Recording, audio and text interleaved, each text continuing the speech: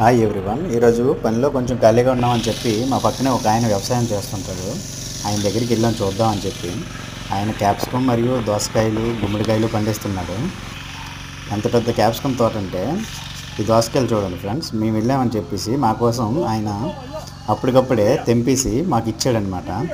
ఆ 3 దోసకాయలు మేము అక్కడే తిన్నాము. చాలా అంటే చాలా టేస్ట్గా ఉన్నాయి, బాగున్నాయి.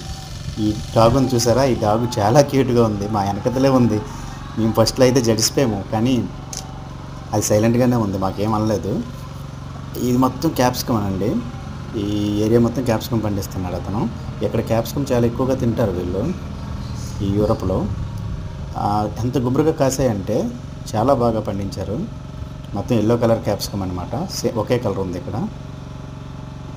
అతను కూడా చాలా చక్కగా మాకు చూపించారు, అన్నీ చాలా చక్కగా రిసీవ్ చేసుకున్నారు. మంచి మర్యాదస్తులు కూడా అతను.